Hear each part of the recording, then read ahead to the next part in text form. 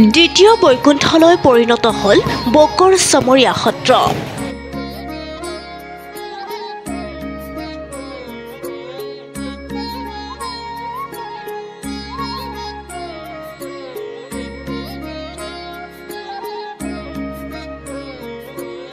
লোকে লোকাৰণ্য সভা মহোৎসৱস্থলী।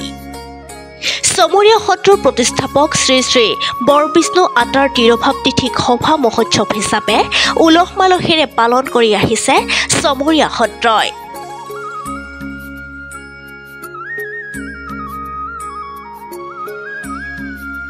যোৱা ২৭ ফেব্ৰুৱাৰী বৃহস্পতিবাৰৰ পৰা ৪ দিনীয়াকৈ উদযাপন হ'ব এই চমৰীয়া সভা মহোৎসৱ।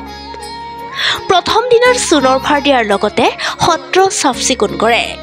দ্বিতীয় দিনা গোসাঁই উলিওৱা পৰ্ব। মূল সত্ৰৰ পৰা গোসাঁইৰ লগতে ভাগৱত উলিয়াই সত্ৰ চৌহদত থকা সভাঘৰত স্থাপন কৰে। প্ৰায় ২০০ সহস্ৰাধিক ভক্তপ্ৰাণ ৰাইজে নাম প্ৰসংগ কৰি গোসাঁইৰ লগতে ভাগৱত মূল নামঘৰৰ পৰা সভাগৃহত স্থাপন কৰে। ইয়াৰ পাছতে তৃতীয় দিনা বৰবিষ্ণু আটাৰ তিথিত নাম প্ৰসংগৰ লগতে ঝুমৰা বেহৰ নাচ আদি প্ৰদৰ্শন কৰা হয়। তাৰ পিছত প্ৰসাদ বিতৰণ কৰে।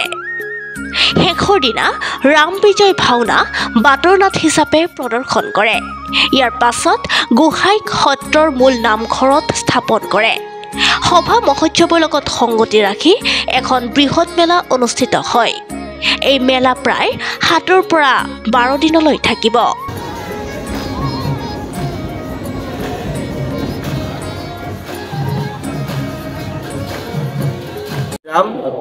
পৰম শ্ৰদ্ধাৰ ভক্তপ্ৰাণ ৰাইজ, আজি আমাৰ এই আটাপুৰুষৰ তিৰোভাৱ তিথি মহোৎসৱৰ দ্বিতীয় দিনৰ কাৰ্যসূচীত উপস্থিত হোৱা সমূহ ভকত বান্ধৱক আই মাতৃসকলক মই সশ্ৰদ্ধ প্ৰণাম জনাইছোঁ। আৰু আগন্তুক আমাৰ যে কাৰ্যসূচী চলি থাকিব, তেওঁ সেই সকলোবিলাক কাৰ্যসূচীতে আমাৰ ৰাইজৰ পূৰ্ণ সহযোগিতা কামনা কৰিছোঁ। আৰু ইয়াতে যি উল্লাস আৰু আস্থা আমি দেখা পাইছোঁ, সেইখিনি যাতে অটুট থাকে আৰু ভৱিষ্যতলৈ যাতে আমাৰ এই প্ৰচেষ্টাত আৰু বেছি উদগনি পাওঁ, তাৰে যাতে আমাক সহায় সহযোগিতা আৰু সৰ্বতো প্ৰকাৰৰ পৰামৰ্শ আৰু উপদেশ দিয়ে আমাক তাৰে কামনা কৰিছোঁ। আৰু সমগ্ৰ ৰাইজৰ আমাৰ এই আটাপুৰুষৰ আটাৰ তিথিত সহায় সহযোগিতাৰ লগতে উপস্থিতি আৰু সহযোগ লগতে ধৰ্মীয় যিটো ধাৰা সেইটো বহাই নিয়াৰ চেষ্টাত যাতে সহায় কৰে তাৰে কামনা কৰিছোঁ। কৃষ্ণ কৃষ্ণ। দ্য নিউজলেণ্ডছ, অবিৰত তথ্যানুসন্ধান, আপোনাৰ সেৱাত খবৰ সন্ধান। দ্য নিউজলেণ্ড।